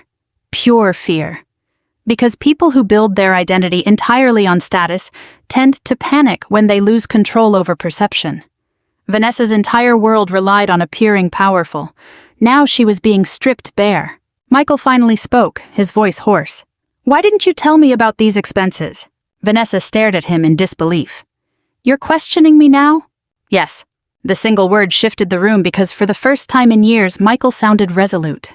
Vanessa noticed it too. "You signed off on those approvals yourself," she hissed. "I trusted you." "Oh, come off it," she laughed bitterly. "Don't start pretending to be innocent all of a sudden." Pain crossed Michael's face. Unfortunately, she wasn't entirely wrong. Silence becomes complicity if given enough time. Vanessa looked around the room frantically. "6 months ago, you all loved me," she said sharply. "Now suddenly everyone is shocked?" No one answered because, equally, she wasn't entirely wrong either. People in power tolerate cruelty right up until the consequences become public. The lead auditor cleared his throat cautiously. Furthermore, there are concerns regarding potential discriminatory staffing practices. Vanessa rolled her eyes dramatically. "Because I wanted efficiency. Because several employees over 55 were specifically targeted for termination." She let out a harsh laugh. "This is business, not a daycare." That sentence ended it. I watched it happen in real time. The final collapse. After that, even the remaining sympathetic faces around the conference table hardened, because arrogance becomes indefensible past a certain point. Michael closed his eyes briefly, then asked the most important question of all. "Did you ever care about the employees, Vanessa?" Vanessa froze. "What?" "The people working for us," his voice shook slightly. "Did they ever matter to you?" For a split second, genuine emotion flickered across her face, but then the anger returned. "I cared about protecting this company." "No," I spoke softly from the other side of the room. "You cared about controlling what it looked like." Vanessa turned to me instantly. "And what about you?" she spat, "hiding in a housekeeping uniform, judging everyone." I met her gaze calmly. I was listening. "You humiliated me publicly." "Long before the dinner gala," I said, my voice cutting through the heavy silence of the boardroom. "You had already publicly humiliated yourself." Vanessa's eyes welled with tears, but they weren't tears of vulnerability. They were born of absolute fury. I spent my entire life working so I wouldn't be poor anymore, she cried out. That raw confession hung heavily in the air. For a painful, brief second, I saw that frightened young girl from Texas again. The girl who used to hide her secondhand shoes in her high school locker, desperately running from a feeling of utter powerlessness. But somewhere along the way, Vanessa had confused dignity with superiority, and that confusion had cost her everything. Michael looked at her, his expression deeply pained. You became cruel, Vanessa. She let out a bitter, tearful laugh. And you became weak. The word stung him visibly. Vanessa stood completely still, her breathing ragged, before she finally whispered the question she feared the most. What happens to me now? Robert answered her, his tone gentle but unyielding. The board is voting to suspend you from all executive duties, effective immediately, pending a full legal review. Vanessa stared at him in disbelief. You can't do this. I assure you we can, Robert replied. Desperate, she turned to my son. Michael, say something. He looked utterly torn, but this time he didn't stay silent. I can't protect you from this anymore, Vanessa. The words seemed to hit her like a physical blow. She stepped back slowly, stunned. Without another syllable, she grabbed her purse and walked out of the boardroom. Nobody tried to stop her. The silence left in her wake stretched on for an eternity. Long after she vanished, Michael kept his eyes locked on the closed door. The pain of losing an illusion can be just as heavy as mourning a loved one, and it showed on his face. Finally, he whispered, almost to himself, I didn't realize things had gone this far. I looked at him sadly. Sometimes people don't realize the house is on fire because they've become entirely used to living in the smoke.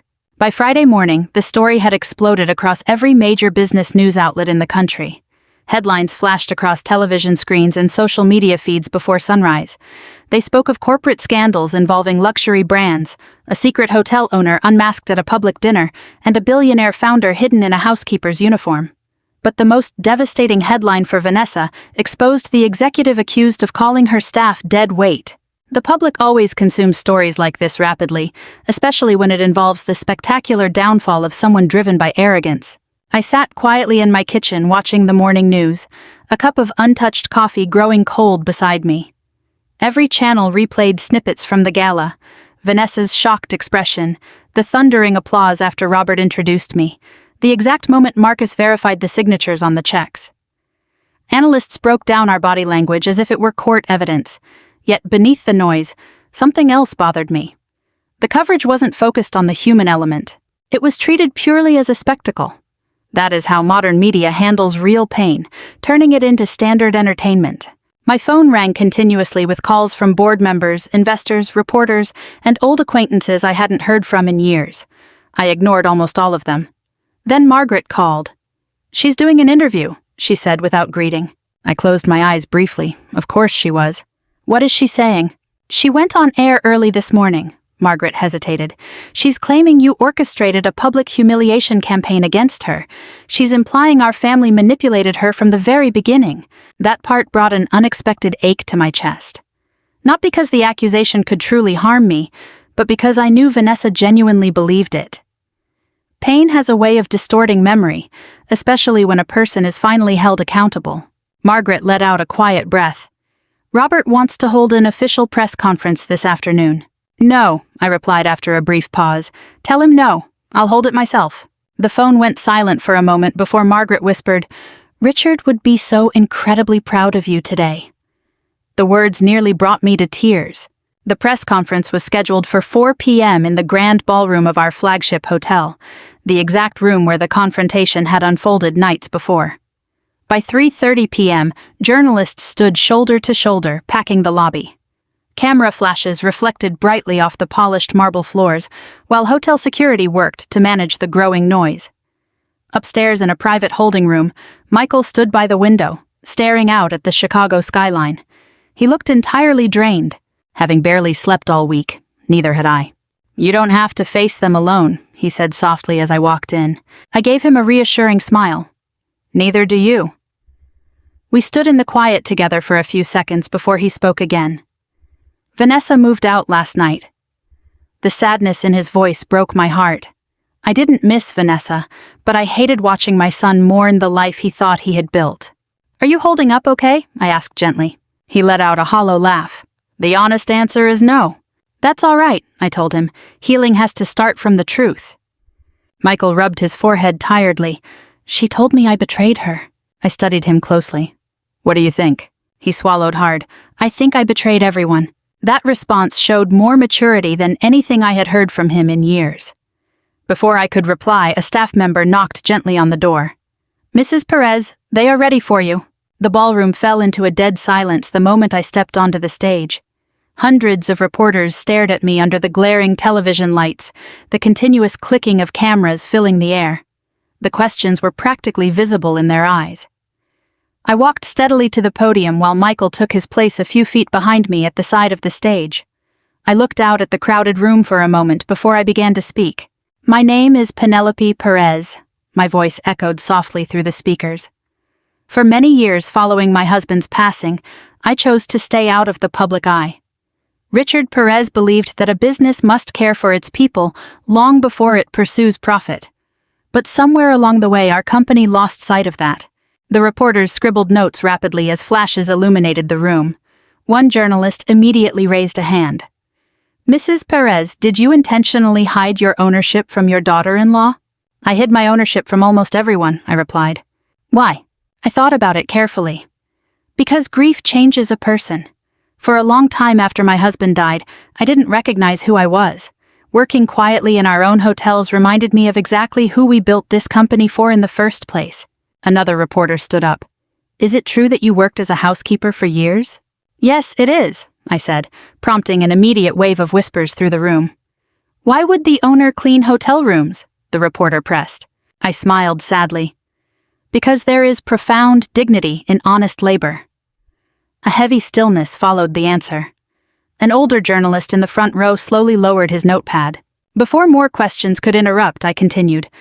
The staff at the Perez Grand Hotel Group are not invisible. They are not disposable objects, and they are absolutely not burdens. Near the back wall, several hotel employees began to weep quietly. I caught sight of Angela among them. Another reporter stood up. What is your response to Vanessa Carter Perez's claims that she was publicly humiliated? The question carried a massive weight. I could have completely undone Vanessa right there by listing every inflated expense, every insult, and every cruel action she had taken. Instead, I took a deep breath. I believe that pain often distorts people into versions of themselves they don't even recognize. I don't hate Vanessa. She grew up in the shadow of feeling entirely powerless, and unfortunately some people respond to fear by trying to control everyone around them. A younger journalist frowned. So, you forgive her? Forgiveness is such a complicated word. I believe that accountability and empathy can exist at the same time, I answered, feeling it was the closest thing to the truth. Then, something unexpected happened. Michael stepped forward, walking out to stand right beside me at the podium. The room instantly buzzed with whispers. My son looked terrified, but entirely resolved. He looked directly into the cameras and said, "My mother deserved better from me." Every single reporter went dead quiet. Michael swallowed hard before continuing. Years ago, I saw behaviors that I should have questioned. But I stayed silent because I was afraid of conflict. That silence hurt our staff. It hurt my family. And it hurt my mother deepest of all. Tears blurred my vision. This wasn't a rehearsed public relations statement. It came straight from his heart. He turned to me briefly and said, "I am so deeply sorry, Ma." The ballroom became completely motionless. Somewhere in the back, someone was crying softly. A reporter finally asked one last question in a quiet voice. "Mrs. Perez, after everything that has happened, what matters most to you now?" I looked around the entire room, taking in the journalists, the staff, the cameras, and the company Richard and I had built from nothing. "I want people to remember," I replied with absolute honesty, "that if you lose your humanity on the path to success, then the success means absolutely nothing." Silence hung in the air, followed by a soft, gentle clapping from the back of the room. It wasn't loud or dramatic. It was a respectful, human applause that grew steadily. Standing there with my son beneath the chandeliers, the Perez Grand Hotel Group finally felt like it was back in our hands. 3 weeks after the press conference, the penthouse no longer looked stunning. It just looked incredibly lonely. The massive windows still overlooked the Chicago skyline, and the polished marble floors still reflected the city lights at night. The expensive artwork remained perfectly arranged on the white walls, but luxury without warmth felt strangely hollow. Vanessa sat alone at the kitchen island, wearing an oversized sweater instead of a designer dress. Her face was completely free of makeup, revealing a deep exhaustion I had never seen in her before. There were no photographers, no investors, and no assistants trailing her with coffee and schedules. Only silence remained. It's remarkable how quickly people disappear when status goes first. Several major business magazines had already replaced her features with stories on younger executives. Her former socialite friends stopped returning her calls, and the invitations vanished almost overnight. Even the internet had moved on. To the public, a scandal is just temporary entertainment, but the consequences endure. Vanessa stared blankly at an untouched glass of wine, while rain left long streaks across the glass windows. Michael had officially moved out 4 days prior. There had been no dramatic arguments, no screaming, and no shattered dishes. Just an overwhelming fatigue. He quietly packed 2 suitcases and left before sunrise. That kind of ending carries a much sharper ache. The apartment intercom buzzed suddenly, causing Vanessa to frown. She wasn't expecting anyone. Most people only visited when the penthouse represented some kind of social leverage. She pressed the button inside the kitchen impatiently. "Who is it?" "It's me, Penelope," I said through the speaker. A long silence followed before she finally replied, "Come on up." When the elevator doors opened, I barely recognized her. Vanessa used to move through rooms as if performing confidence, her very posture demanding attention. Now she looked smaller, somehow more ordinary. She crossed her arms tightly as she watched me step inside. "I assume you're here to finish the job of humiliating me?" she said bitterly. I slowly removed my gloves. "If I wanted to humiliate you, Vanessa, I would have said very different things at the press conference." She let out a hollow laugh. "So you're offering charity now?" "Yes," I replied simply. The directness of the answer made her uneasy. She turned her gaze back toward the city lights. The penthouse felt colder than usual, barren of any real emotional warmth. I looked around the space. Richard used to say that a house absorbs the energy of the people inside it. This place had absorbed years of tension, fear, and performance. Vanessa tightened her grip around herself. "Michael told me you stopped the layoffs." "I did, and I expanded the medical insurance coverage." Her jaw tightened slightly. "That's not how modern business works." I watched her closely. "No," I said softly, "that is exactly how a good business works." She didn't argue. For several minutes, the only sound was the rain tapping against the glass while the city flickered below us. Then, Vanessa spoke quietly. "Do you know what the worst part is? I genuinely believed those people respected me."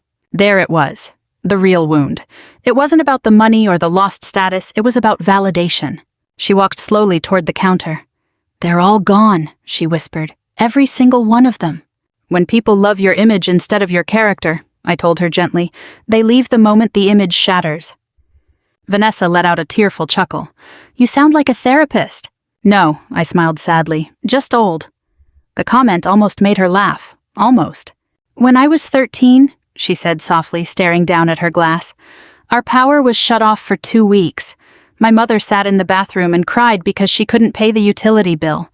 I remember promising myself that I would never let myself feel powerless again." A quiet sorrow settled into the room, the exhausting kind that people carry for years without realizing how much it controls them. "I understand that fear, Vanessa," I said gently. She snapped her head up. "No, you don't. You had Richard. You had money." I took a step closer to her. "Dang, Richard and I opened our first motel. We shared a single winter coat because we couldn't afford 2. We cleaned the rooms ourselves, sometimes working until 3 in the morning. I know exactly what that fear feels like." Silence filled the space once more before she finally voiced the question hidden beneath everything else. "Then why do you hate me?" The question caught me off guard because she genuinely believed it. I shook my head slowly. "I have never hated you, Vanessa." "You do?" "No," my voice softened. "I was just heartbroken watching you become cruel." Tears immediately spilled over her cheeks before she could stop them. "You judged me." "I pitied you," I corrected quietly. That response seemed to break something deep inside her. Vanessa turned away quickly, her shoulders shaking. "You don't know what it's like to be looked down on." I thought about the laundry room, the cleaning carts, the service elevators, and the word trash. I do now, I replied honestly. She closed her eyes. For a long time, the only sound between us was the rain. Then, Vanessa finally confessed the deepest truth. I was jealous of you. You always seemed so entirely at peace, even when people ignored you. I understood completely then. Vanessa had mistaken peace for weakness because she had never learned how to cultivate it within herself. She had spent her whole life performing importance. I spent years trying to be someone significant, she whispered, and you just walk into those rooms effortlessly. It broke my heart because she still didn't entirely understand. Real dignity has nothing to do with wealth. It comes from how you treat people when they have absolutely nothing to offer you in return. I sat down slowly across from her. Vanessa. She wiped the tears from her face with a sudden sharpness. I know I ruined everything. I considered her words carefully. No, I said softly. Not everything. She offered a bitter smile. Michael left. He needs space. He hates me. No, I replied honestly, thinking of my son. Michael hates who he became when he was with you. The distinction was crucial, and the silence that followed felt incredibly important. Vanessa looked slowly around the empty penthouse, taking in the chandeliers, the marble, and the expensive emptiness. Now none of this feels like it means anything. I followed her gaze, then quietly repeated a phrase Richard had told me during our poorest years. Power without kindness always ends in loneliness. Vanessa just stared at me. For the first time since I had known her, she wasn't defending herself. She was listening, truly listening.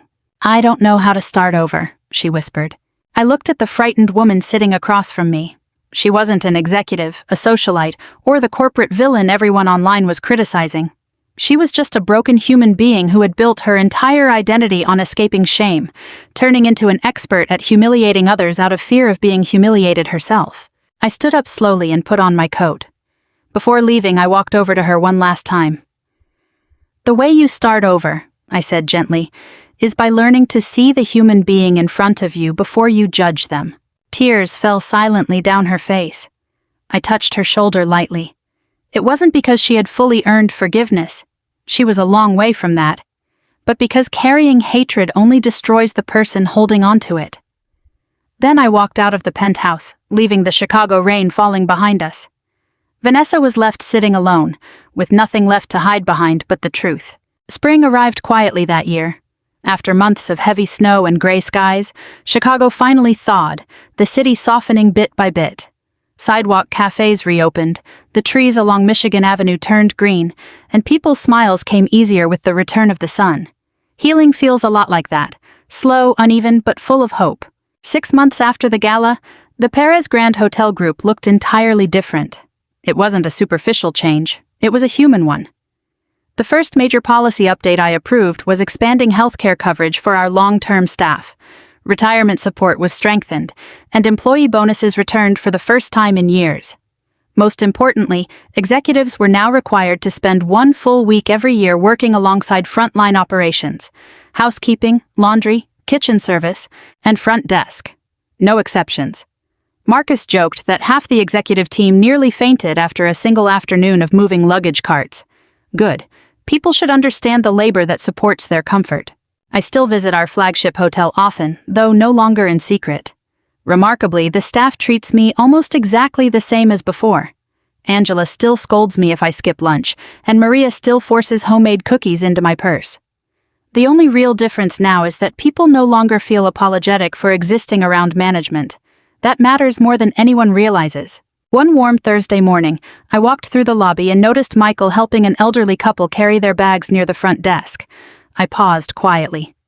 6 months ago, my son would have immediately delegated that task. Now he smiled warmly as he personally guided the couple toward the elevator. When he finally noticed me, a look of slight embarrassment crossed his face. "What?" he asked defensively. I smiled. "Your father used to carry luggage too." It brought a quiet laugh from him. Michael was changing slowly after Vanessa's departure. Real growth is rarely theatrical. He started seeing a therapist, reduced his executive workload, and began listening more during staff meetings instead of hiding behind a wall of silence. Sometimes grief matures a person after breaking them down completely. Other times, it hardens them permanently. I am incredibly grateful my son chose the first path. Coffee later? He asked. I'd love that, I replied. As we spoke, I noticed several younger employees watching Michael with genuine respect rather than fear. That was a new change as well. Respect earned honestly is always much quieter than authority demanded loudly. Later that afternoon, I drove across the city to a small nonprofit community center in the south side of Chicago. The building was completely unassuming with peeling paint, worn brick walls, and a tiny parking lot. But as I arrived, laughter drifted from the open windows. Inside, volunteers sorted food boxes for low-income families, while children painted at folding tables nearby. Standing near a supply rack, dressed in jeans with a bare face, was Vanessa. She didn't see me at first. She was kneeling next to a little girl, helping her carefully tape up a torn cardboard box. The child suddenly hugged her, and Vanessa let out a quiet, surprised laugh. It was a genuine laugh, unrehearsed, unpolished, and entirely human. Then she looked up and spotted me. Shock flickered across her face briefly before she stood up. "Penelope?" she said. "Hello, Vanessa."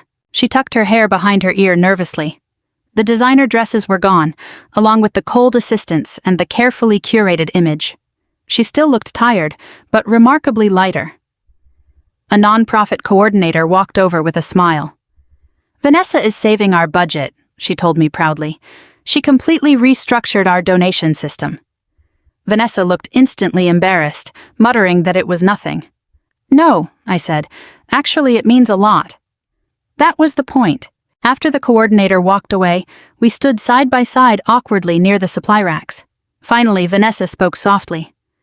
"I heard about the staff reforms." "We're working on them," I replied. She nodded slowly. "I'm glad." There was a profound sincerity in her voice now. That mattered. Not because redemption erases past harm, but because growth requires honesty first. I looked around the community center. "You look different here, Vanessa." She gave a quiet, barely audible chuckle. "I think this is the first job I've ever had where nobody cares about appearances." "How does it feel?" She thought about it carefully. "Terrifying." Then a faint smile appeared on her face. "But pretty peaceful, too." I understood exactly what she meant. No longer needing to constantly perform your worth is a profound freedom. Vanessa crossed her arms loosely. "Michael told me you asked the board not to press criminal charges." I nodded once. She immediately lowered her gaze. "You don't owe me that, Penelope." "I know," I said. A gentle silence settled between us before Vanessa whispered the words I never expected to hear from her. "I'm sorry." It wasn't dramatic or defensive. It was just honest. "I was cruel to you," she continued softly, "and to people who didn't deserve it. I spent so much time trying to feel powerful that I forgot how to be a decent person. The old Vanessa would have never admitted that." I studied her closely. "I believe people can change," I told her. She smiled sadly. "Even after everything?" "Yes. Why?" I thought of Richard, of grief, of Michael crying at my kitchen table, of Angela's husband surviving, and of how easily hurt people end up hurting others. "Because if we stop believing people can change," I answered honestly, "then bitterness becomes the only future we have left." Vanessa's eyes instantly filled with tears, and this time she didn't try to hide them. Outside the window of the community center, the evening sun bathed the city in a warm light. For the first time since this entire journey began, peace truly settled into my heart. It wasn't a perfect peace. Life never grants you perfection, but it was enough. Before leaving, I turned to Vanessa one last time. "You know, Vanessa," I said gently, "Richard believed that the true measure of wealth had nothing to do with money." She carefully wiped a tear away. "What did he think it was?" I smiled softly.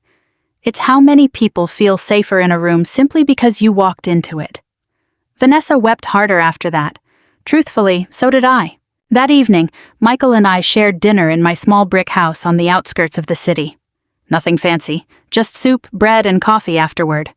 At one point, he looked around the kitchen with a faint smile. "You know," he admitted, "I used to think success meant escaping places like this."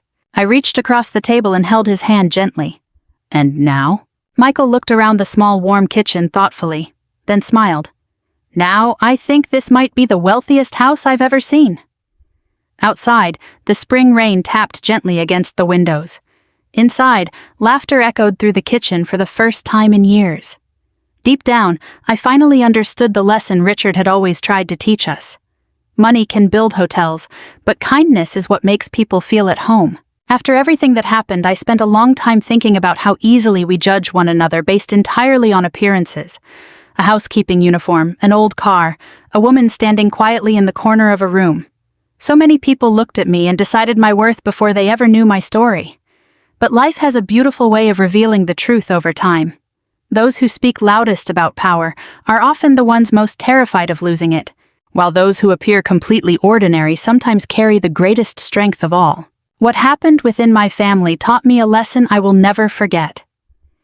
Kindness is never a weakness. True strength doesn't lie in controlling others, humiliating them, or making someone else feel small just to make yourself feel important. True strength is choosing dignity even when you are hurting. It's protecting others when no one is watching, and remembering the shared humanity in workers, strangers, and family members alike. I also learned that silence can cause just as much damage as cruelty. My son loved me, but for a long time he chose silence because he feared conflict. When fear is left unchecked, it slowly erodes relationships without anyone noticing until it's nearly too late. But healing is possible. Not a perfect healing, and not instant forgiveness. True healing takes time. It begins when people finally speak the truth, accept accountability, and resolve to be better than they were yesterday. If there is one thing I hope you take away from this story, it is this. Never measure a person's worth by their position, their age, or their social status. The strongest, wisest, and most generous people in this world are often the ones overlooked every single day. And sometimes the person who goes unnoticed is the very one holding everything together. If this story touched your heart, I would truly love to hear your thoughts in the comments section below. Have you ever been unfairly judged or underestimated by others? What do you believe matters more in life, success or kindness? Don't forget to let me know where you're watching from and what time it is for you right now. I read many of your comments, and your stories mean more to me than you know. If you enjoy family dramas with deep meaning and touching conclusions, please leave a like, subscribe, and stay tuned as we share another journey together next time.